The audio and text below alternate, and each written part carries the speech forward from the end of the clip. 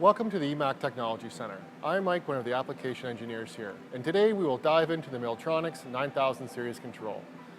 The 9000 series control is the latest CNC control from Miltronics, and it has improved immensely over the last generation, and we will show you a few of its capabilities in this video series. In this video, we will focus on the program verify function. After initial programming, it is helpful to simulate tool paths on the control to ensure proper tool movement and have a visual representation of the finished part. Using this function is intuitive and helpful. Simply select your program, press verify, press start, then press cycle start. This will begin the simulation of the control with no machine movement. To run the simulation faster, simply press fast and the simulation will run at a higher speed to save time. Also, runtimes shown in the upper left corner of the display are valid and can be used to estimate actual machining times.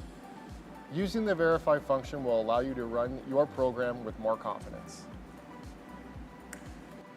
Remember, you can reach us on all social media platforms or simply call us for more information about Miltronics products.